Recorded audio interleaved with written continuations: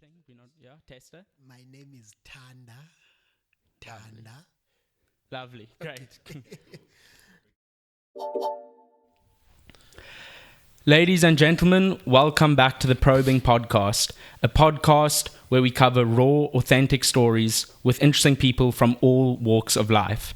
Today, we are joined by Thanda Krwece. He is an ex-gangster who committed 2 murders as a teenager before turning to God, reforming and rebuilding his life. Welcome, Thanda. How are you doing? Thank you for having me, Rupert. I'm good. Thank you. Of course. How are you? Yeah, I'm great. Thank you. It's awesome to have you on. I must say, you're such a friendly, smiley character. Oh, Your thank energy's you. amazing. Thank Your you so energy's much. amazing. Yeah, it rubs off for sure.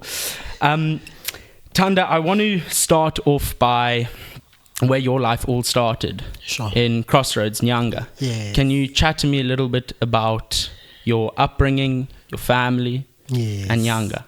Yes. So I grew up in Nyanga. I was raised by my grandmother, who was also a domestic worker. So she worked sleep in, which meant that she only came back home on weekends. Except her, I was with my uncle, who's a few years older than me. So at the time, my uncle was not an adult. So the grandmother, there were rules at the house, there were, specific guidelines as to what and what not to do. But she was never there to enforce them. So when she left for work, we had a gap to move off or to wander away from the established guidelines, from the established rules at home. But that's where I grew up. And most importantly is that I spend most of my time with friends outside, so disciplined time came on weekends and certain public holidays. But otherwise, most of my time I spent, seeing how things are done in the street, what is considered ideal in the street. And I could say that raised me as a person. Yeah. And did you look up to the gangsters on the streets? Yes, exactly. Yeah. Were they idols almost? Yes. Because that's the thing. Nyanga as a society, the celebrities of the society there are gangsters. You see them driving good cars, looking good, even though for a short period of time. But they usually are the picture of success, because they don't only look good or possess the material things that everyone would love to have, but also they have power. So whilst everyone else is a subject of or a victim of crime, they are usually the beneficiaries of crime.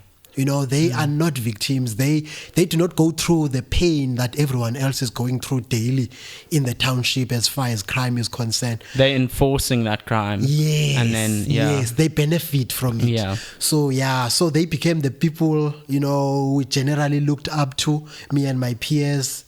They became the picture of success, basically. Yes. Oh, I see.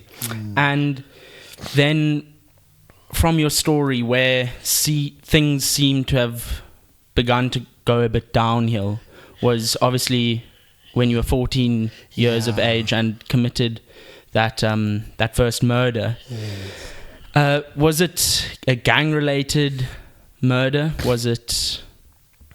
It was a gang-related in that we did it as a group of a gang, but it was also an unfortunate incident in which a friend of mine got into a fight, and I kind of felt the pressure to prove that I'm with him.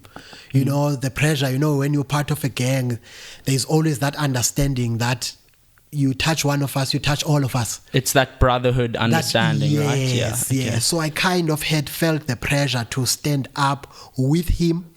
But I have to say, things didn't go as I would have expected, because I ended up in the situation alone.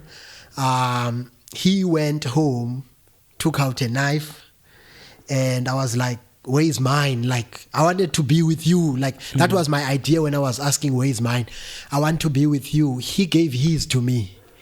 At this point, I was not bold enough to stand up against him and say, why are you giving me yours? I wanted a separate one so that we can do it together. So I ended up taking the knife. I went and stabbed the guy, and unfortunately, I stabbed him in the wrong place. I stabbed him once and ran away, and he passed away. Sure. And what can you describe that feeling that you had? Sure, yeah. When you found out that he had passed away? Sure. One of our friends, so I was at a place after that, because it's a small community. Yeah. This happened in my community where I grew up. So one of our friends came to us and told us that so-and-so passed away. And we heard that you are responsible. When I heard that, I was scared. Because the idea was to just scare him away. Yes, not actually. You know, and when I found out that, sure, what have I done? What have I done? It was a painful place to be in. If I could turn back time, I would have. But yeah, I was just thinking now what life is going to look like, what's going to happen to me, what's going to happen tomorrow. And the police were called, and they went to my house, and my parents knew where I was. So they brought the police. In fact, they went to fetch me. The police wait for me at my house. So they went to fetch me. They asked, we heard that you did this. Is it true? Yeah, I said, yes, it is true. So I didn't feel the need to run away or hide, because I knew small community, we are all known here. Everyone knew everyone. It was going to come out one way or another, yeah. Yes, so I went and handed myself in. And then you served how long of a sentence? Because obviously it must have been reduced. Because you're a 14-year-old. I was a minor. You're a minor, yes. So I was a minor. At 14 years, I was sentenced to 5 years suspended. So I got free bail. I was released and then attended the trial from outside. I attended court from my home. And thereafter, 2006, I was sentenced to 5 years suspended, which would then meant that if I do a similar crime again, I will get that 5 years and then go on trial for whatever crime I would have done. So basically, I got a warning. Okay, so you got a warning, and then I was a minor. That obviously got added on in your second offense. Yes. Yeah, yes. and I want to chat a little bit about that second offense and its consequences. Yes. Am I correct in saying, after you were arrested, you spent 2 years and 4 months in Pollsmoor prison? Yes. While you were awaiting your trial. This time, I had turned 18 in June, and I committed the crime in November. This is 2009. So I was no longer a minor now. The state denied, the state opposed bail, and so the judge denied my bail application. So I had to wait from Pollsmoor now and continue with my trial from Pollsmoor. Yeah, and it was a tough time. From what I've heard, Pollsmoor is the roughest prison in South Africa. Sure, it's a survival of the fittest, eh? Yes, I saw in your previous interview you said it was survival of the fittest. Did you have to, I'm assuming you had to join a gang to survive in Pollsmoor? Exactly. Yeah, because the thing with Pollsmoor and generally the correctional system is that you take a group of bullies and you lock them up together. You know, and then with no one else to bully, they bully each other. You know, so as we come in there, you know, as I went in there, you know, bullying was at its peak, you know, and it's a matter of you have to give people a reason to stay away from you. You have to build a wall, basically. You have to behave in a certain manner, respond in a certain manner to people so as to create an impression that don't mess with that guy. So you have to be ultra aggressive. Yes. Exactly. That is it. And also one of the means that I thought was the best to protecting myself was joining the gang. And so I joined the 26 gang. How many of those gangs are there in Pollsmoor? Is it all the number gangs? Yes, so generally there are 3 gangs. It's the 26, 27 and 28. Generally, especially in Pollsmoor, you'd have those gangs. So I joined the 26. And then anyone who's not either of the 3 is considered a nobody. And all kinds of names are used to describe those. Yeah, and then they get bullied. They become the victims. Demeaning. Yeah. You know, you are being, they demean you and they treat you so bad that you feel that I can't live here without joining either of them. Yeah, so it wasn't really, I feel like it wasn't really a choice then for you. Not it was, at I all. literally either get abused, Yes. raped, stuff like that. Exactly. Or I protect myself and I join this gang whilst I'm waiting for my sentence. Exactly. And the thing is that with prisons is that it's very rare that you'll find prisons in which officials are in control. A lot of times gangsters are in control, and Posmo was that type of a prison whereby you dare report a gangster. At around 3, the wardens will close the doors and go home, and you'll be left with these guys. So they have full control basically over the prison system. So like going against them is not the best thing you can do, eh?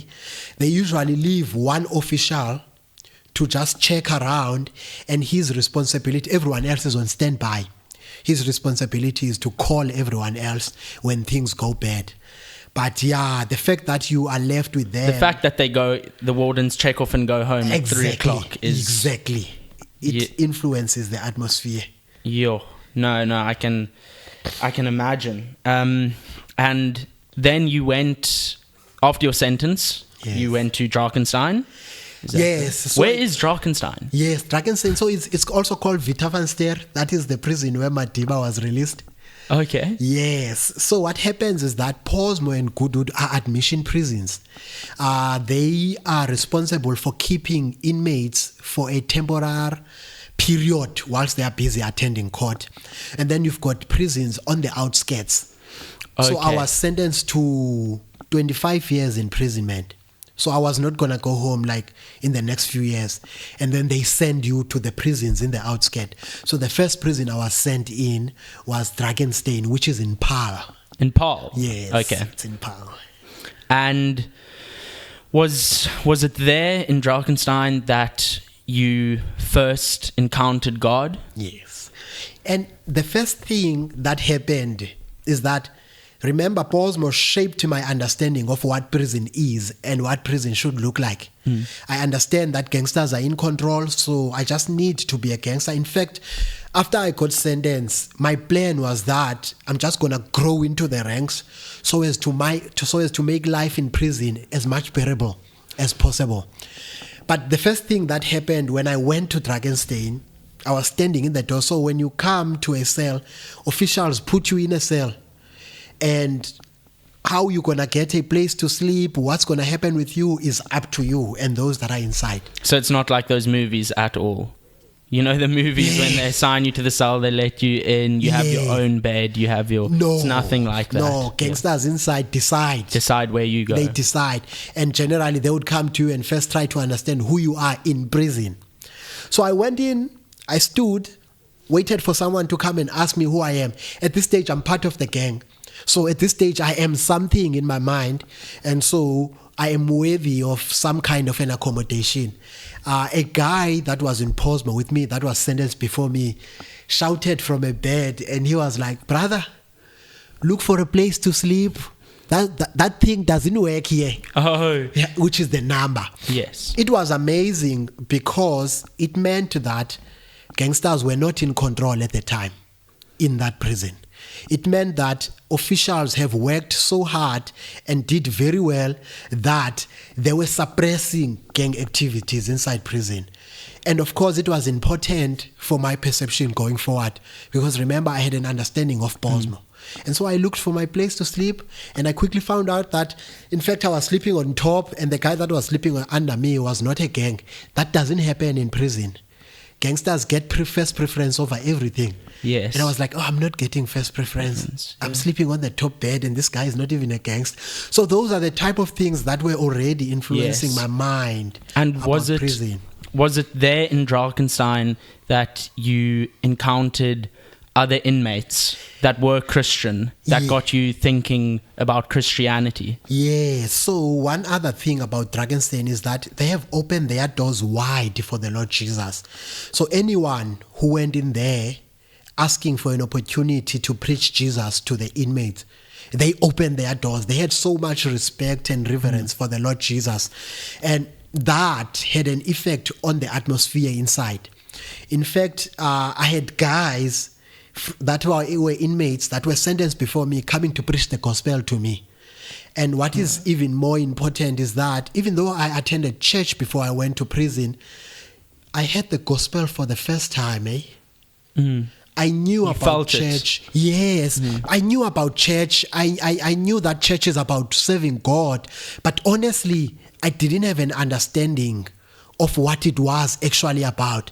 So it is in Draenstein that the gospel, the good news that someone died for me, the good news that my actions have got a punishment. Even if I were to get away in front of human eyes, there is a time when I'm going to account for them. And that someone have taken the price for me. So the gospel in its simplest form, clearest form, I heard it for the first time there. And that was amazing for me. And Thanda, you said that you had encountered church and God in some way before going to prison, in the sense that your grandmother, she made you go to church, and it's one of those things, you went to church because if you didn't go to church, there were consequences, and you were scared of your grandmother, of course. I'm wanting to know, how did that change in terms of you stopped seeing it as a boring concept and begun seeing it as exciting? Was that through the programs you were doing, or what was it? Yes.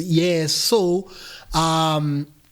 Alpha went in there and presented the gospel a whole lot different from what I was used to. The gospel was shaped specifically for the youth. So the manner in which it was presented, it was just nice and fresh. It was different. And it did obviously influence the level of reception in me, because now it was speaking to me. It was being bought using the things that were cool in my eyes at the time, and that meant so much to me. And I know also the message came in. What the message was also doing, they had a few groups, music groups, Kinetic 4, what they did, they made music in an effort to rope in the youth. So suddenly the manner in which the gospel was brought to my attention, had a fresh look to it. And, it was something I wanted to be part of because it is cool. Yeah. Before I believed even. Before you believed even. Did it become, I'm not sure how it would have worked in terms of the structure of when you have these activities in prison, but did it become something that you were looking forward to all the time? So another privilege about it is that in prison you are locked about, there's how many, 24 hours in a day? You are locked 23 hours of them. 23? Yes. So you get 1 hour exercise. You get tired of being locked up. So when the men and women of God come in there to minister the gospel, you get an extra 2 hours, because then they open for you to go and sit with them, and then they minister to us. So it was also an opportunity to just get out. But that's very clever from them, because I imagine through doing that, pretty much every inmate will say, all right, what are you saying? Extra 2 hours. That's an extra 2 hours outside. Even if I don't believe, then I must still go and do that. And then through doing that, they go there and they actually then start believing and learning about the gospel. That's exactly what happened with me, because at first I attended. For the extra benefit, there was a bit of food, bit of food here, extra 2 hours. But as I am sitting, relationships were formed. I just found a sense of comfort. I got accepted in those groups without having to do anything for it. Whereas where I am staying inside, you have to do this and that in order to get respect according to prison. So that meant so much to me. It meant a lot, and it influenced my thinking patterns. Yes. And is there a specific time that you can go back to when you were in prison where you truly felt for the first time God in you? Is there a specific time, or did it just gradually over time you felt it more? Yes, it gradually over time. I remember, but it was definitely in these programs, because I remember I started going on a program from Monday to Sunday, because there is always a program Alpha would come in Saturday. I remember we did MAP on a Thursday, Message Entrepreneurship Program. I could not do the MAP part of it because what the MAP does is that they assist the guys that are on their way home with skills. Yes. In preparing them to reintegrate. So at this point, I was classified as a maximum. So there are 3 classifications: maximum security, medium security, and minimum security. So I was still classified as a maximum security. I was far off from going home. But then the MAP had also a Bible study, which was meant to prepare us as we gradually go to that stage. So I attended that one on Thursday. And every time I went there, I just felt home, And I remember I was coming from a program this one day, and one of the gang came to ask me, "Are you also joining this brotherhood thing now?" And we guys look down on Christianity generally there. And at that time, I was convinced I wanted to be there. Yes. I wanted to walk with Jesus. I was finding peace and happiness there, but I was not bold enough to own it. So my response was, no, I'm not joining this brother thing. I'm just trying to pretend so that the officials can see that I'm well behaved and release me to go home. Because that's another incentive to going to these programs, is that they write on your file, and at a certain time you get an opportunity to even go home at the half of your sentence if you are well behaved. Oh, wow, okay. So, but it was definitely a gradual thing over time. It was gradual, yes. Yeah, but you felt it when you told that guy. Yeah. You told him a bit of a lie there. I remember at that time I was telling him that I'm lying to the believers. But you were actually lying to him. Lying to him. Yes. Oh, my word. And Thanda, I think your whole story, what I find the most interesting thing about you, and one of the most respectable things, is that within prison, you educated yourself, you furthered your studies. Amen. The fact that am I correct in saying you finished your high school certificate? Yes. So was this all in Draenstein? Part of it in Draenstein, most of it in Brandvlei, which is a prison in Worcester. Okay. Yes. So you did that, then you did your higher certificate. It was in economic management science. Yes, okay. Yes. And then you went on to do your Bachelor of Commerce, specializing in finance. Yes. The fact that you did all of that from prison is just incredible. Can you speak to me a little bit about how you did that? Was it with the help of programs? Yeah. How does it work? So when I was sentenced, I was hopeless. It was just about growing in the ranks of gangsterism. But as I am saved now, I was filled with hope. Suddenly I was looking at life after prison, something that never even crossed my mind before. So at this stage, I'm thinking, what will life look like when I leave? I need to work, I need to provide for myself. And when I was arrested, I was doing grade 11. In fact, I was writing exam because I was arrested in November. I think I wrote about half of the exams. And I found out whilst I was in prison that I passed my grade 11. Oh, wow. I don't know how. So at this stage, I thought, let me do my matric. Let me just feather my matric. I feathered my matric. And then I went on now to try and do my tertiary education at UNISA. By God's grace, at this time, the president of South Africa at the time announced free education for all students from previously disadvantaged, of which I was one of. Yes. But the administration was not ready, in terms of making it available quick enough. And so a lady that had hired my grandmother, we had developed a good relationship. She was writing letters to me. She was encouraging me, stay away from gangsterism. She offered. She said, look, I'm happy to assist you financially to go back to school. And so she carried my financial burden from the matric to the higher certificate. It's only when I was starting the bachelor that NSFAS started kicking in. And even as it had kicked in, the administration was bad because you'd register in January and you only get your funds in May. And you're supposed to write exam that time. Yeah. And you get your funds to buy the prescribed books. So she would buy me the prescribed books early and allow me to continue to study. When my funds came through later on, she would then take that and then just allow me. So we had a nice agreement whereby basically she gave me a loan. That's amazing. And then how does the actual, whilst being in prison, how does the actual studying and the actual writing of, say, examinations happen? Yeah, it's amazing because I'm grateful that the Lord Jesus saved me first and shaped me as a person first, because prisons are crowded.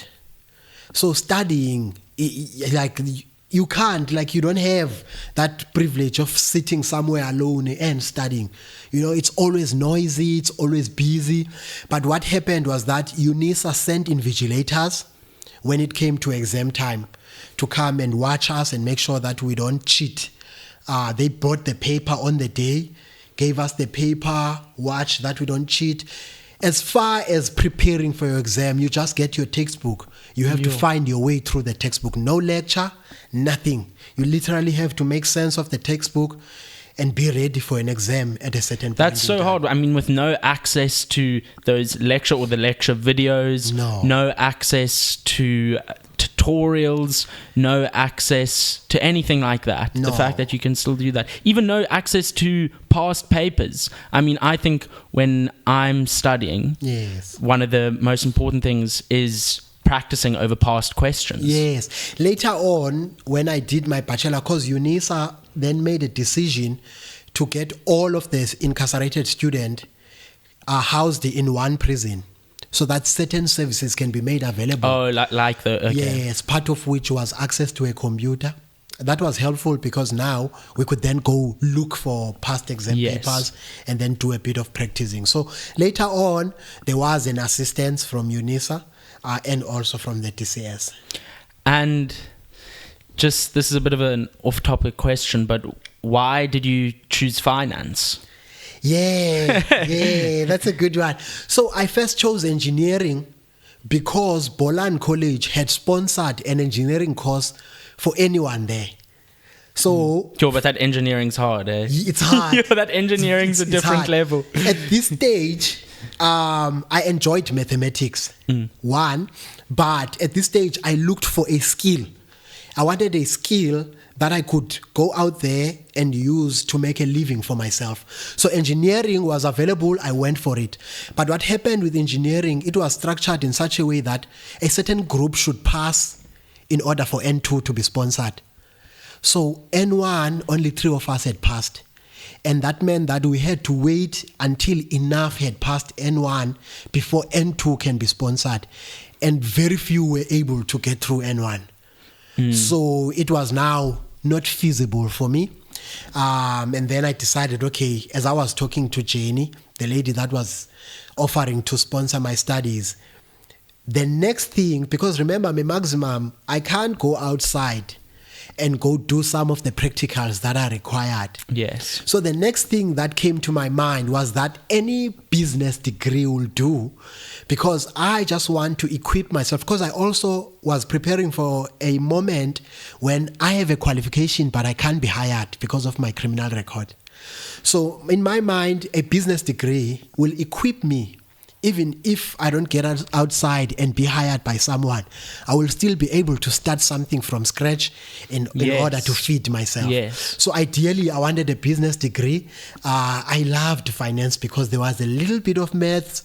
I do very bad when it comes to essay type of the responses, yeah. Even my spelling to this day is still bad. Yeah, well, fortunately now there are tools like ChatGPT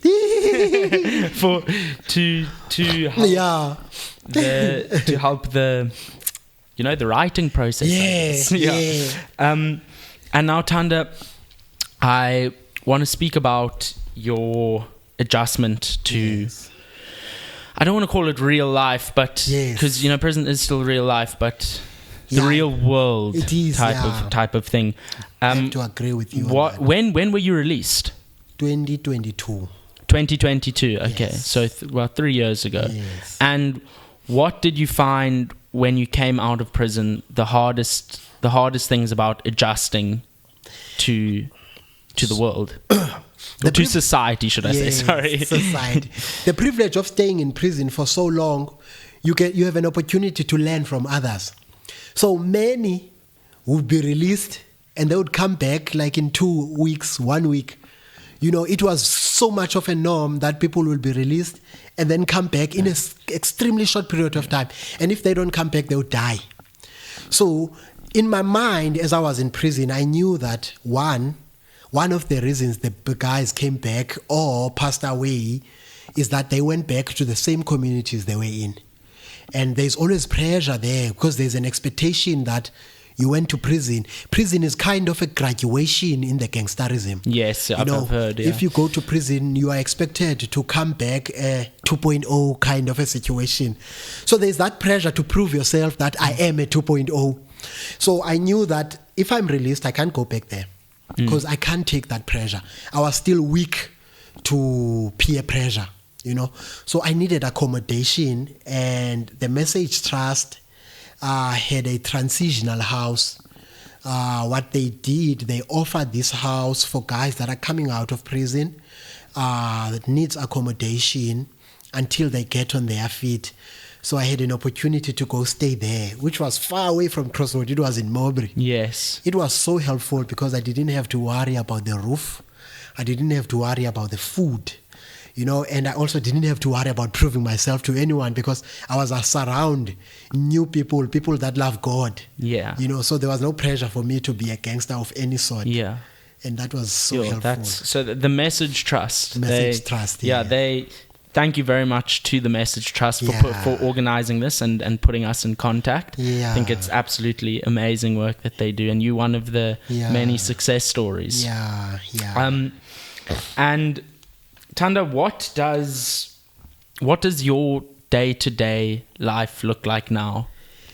At the moment, so by God's grace, I was hired as an underwriter at a specialist insurance company. We do goods in transit. So 8:30 to 4:30, I'm working. 8:30 to 4:30, Monday to Friday. I don't work on public holiday and weekends. And on Saturdays, I go to prison to do alpha with the guys because I'm hoping that what was made available to me is also made available to the young men. To the next generation, that are in the same situation I was in. So Saturdays, I go to prison, Draenstein prison. And then Sundays, I go to church, do a bit of sleeping and resting. So that's generally what my week looked like. And when you say you said 8:30 to 4:30 or 9? 8:30 to 4:30, yes. 8:30 to 4:30. Yes. When you're working there, what type of work are you doing? So I'm an underwriter. My responsibility is to assess the risk, determine an appropriate premium, and then make an offer basically. So I don't deal directly with clients, but there are brokers that deal directly with clients that are responsible for advising them. I develop the product. So they bring the risk to us. We develop the solution to say, okay, this is what we can offer this client. Do they not allow you to work directly with the clients because of your imprisonment? No, it's because of our license. So the Financial Service Conduct Authority can either license an organization. It's called FSP, Financial Service Provider. It can either be licensed to do both an advice and intermediary services.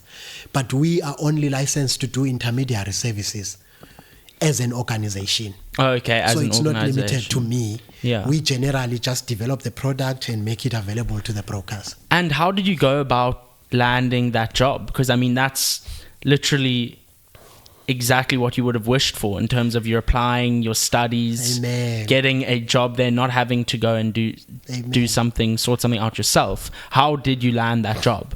So Paul, the director of the company, happened to be a friend of the Message Trust. Oh, wow. And his view of former incarcerated individual was influenced by his continued participation in the work of the organization. He used to go to prison with the organization. He used to interact with the guys. So he was more willing, to give a chance because from his work with the organization, he had an understanding that, rehabilitation is possible. Yes. And so a friend of mine, MT, who happened to also be a friend of Paul, he's a friend of mine, MT, because he was in prison with me. And we also grew up together in Crossroad, but he was older than me. So he he asked me to give him my CV, and he gave it to Paul. And because of Paul's perception, he was like, okay, let him come for an interview. We're not promising anything, but let him come for an interview. We'll see what we can do. And how nervous were you for that interview? Well, at this time, I was washing techies because I had believed that corporate will never look at me. You know, and I accept it because I've hurt the society in my actions, you know. So I accepted and respected that. So my plan at this stage was to start something from scratch, and that something was to clean techies. So I was cleaning techies at this time, and then this friend of mine introduced me, and then I got the email to say come for an interview. It revived my confidence. Oh, it revived your confidence, so it didn't make you more scared. Suddenly now I believed that, it's possible. You know, it's possible for me to get in there. You know, I went for the interview, but someone beat me to it. In fact, I found out when I was in the interview that the interview was for a senior position. I was like, nah, I understand that I lost out. So someone beat me to it, but they said, look, we're still going to have another interview for a junior position. Would like for you to please come for another interview. My confidence was revived. I was really looking forward. I went to the second interview. They were happy with me. But again, they said, okay, let's do 3 months. If it doesn't work out, just know that it's not personal. But we do want to try 3 months with you. I did 3 months. They were happy with me. I was happy with them. And we can't let go of each other up to this day.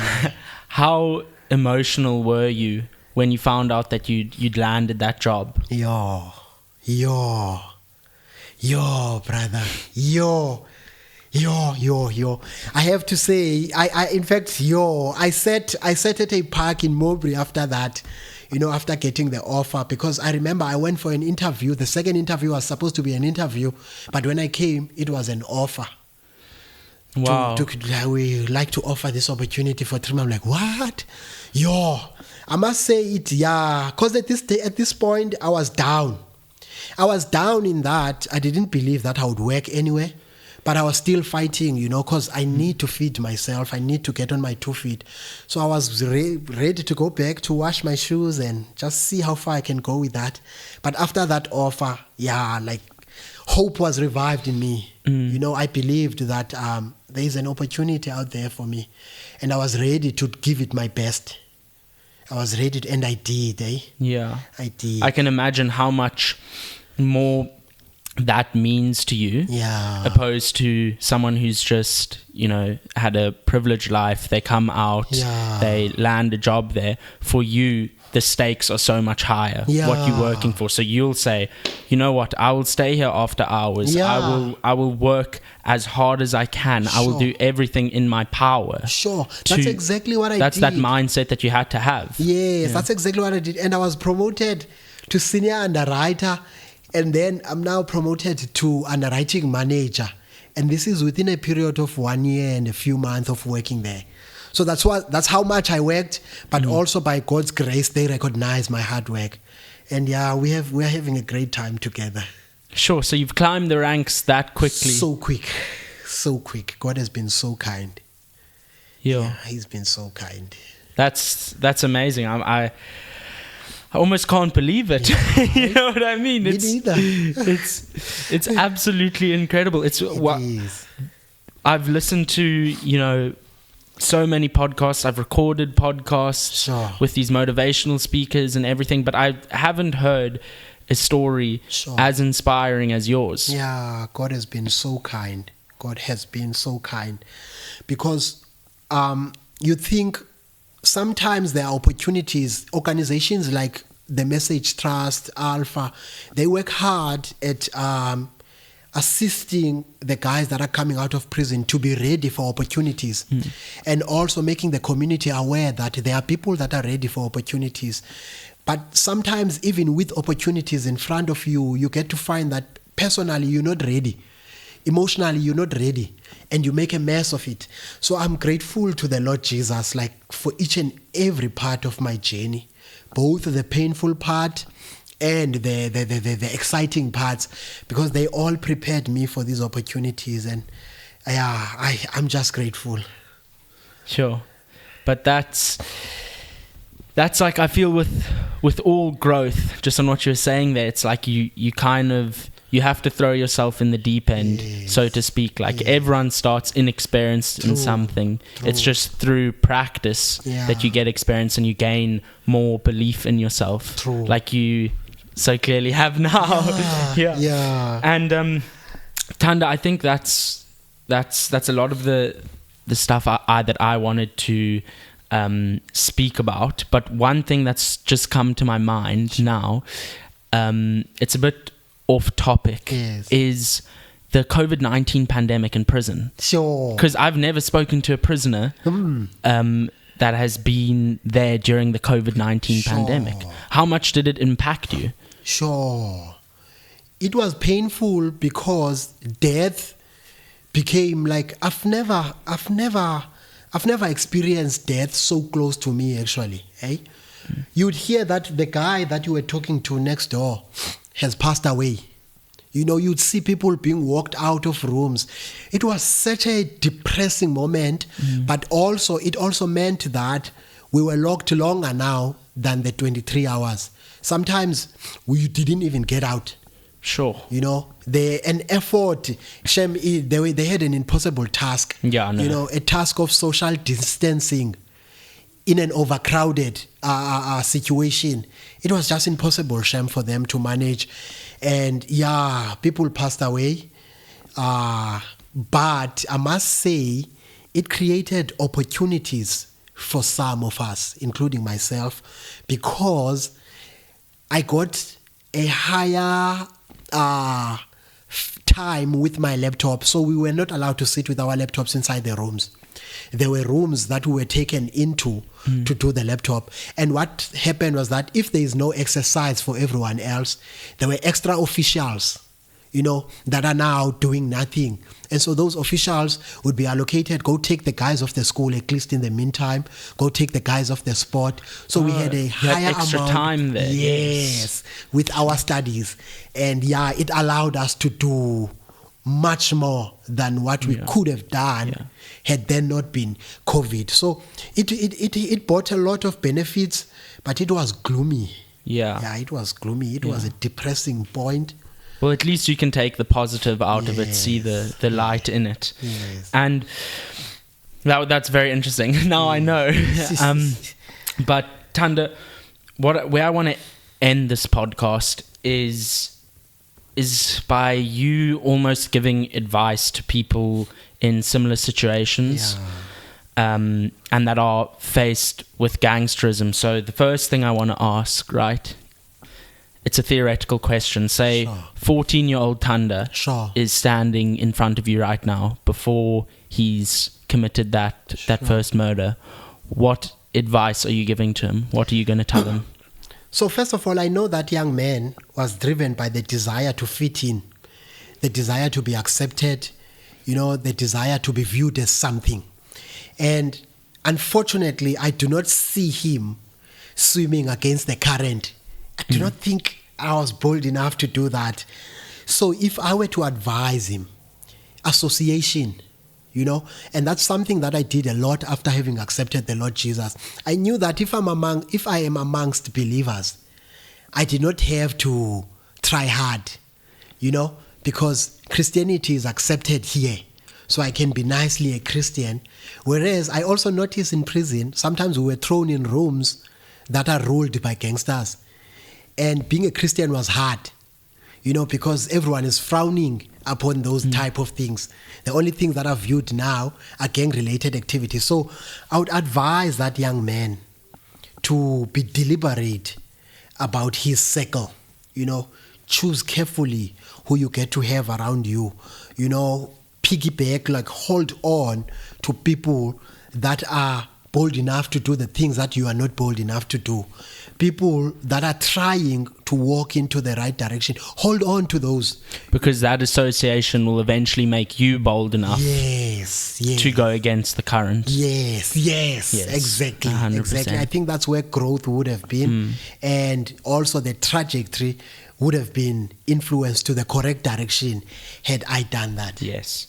And for say, young men in Nyanga or Khayelitsha or any township, or even like Lavender Hill, Mitchell's Plain, that type of thing, what advice would you give those young men who are involved in gangsterism but at the same time curious about God? How would you advise they seek out God? Seek God out, sorry. Yes. So for me, I don't know, maybe it's because I lacked knowledge. But so the Message Trust at the moment has got this reintegration program, but they don't only focus on people that are coming outside of prison. They also deal with youth at risk. And they have networks. They partner with churches in the different communities, and they get to, through these churches, they are connected with these young men, and then they get to take them through, whether it's through helping them with their studies or helping them with a skill. But the idea, if it's youth at risk, is to prevent them from going to prison and get them to stand on their 2 feet. And at the moment, I would get involved. I would call those young men, get involved there. Go there. Go sit there. Go see what's happening there. Spend your time there. After school, the Message has got programs in their different satellite branches in the different communities. So I would take them all and throw them in there. Throw them into the Message Trust. Trust. Because I know that is where they have the best chance to getting out of that situation or changing a trajectory. Yes. Yeah. The Message Trust. Message Trust, yes. That's incredible. Thanda, I think that wraps up everything that I wanted to speak to you about. Thank you so much. I want to say I've enjoyed this so much, and it's been extremely inspiring. Sure. And yeah, I'm actually a bit lost for words. Sure. But thank you so much for coming on. Thank you for the invite, Rupert. Of course. I hope the viewers also enjoy it. Yes, for sure. All the best, Thanda. Thank you.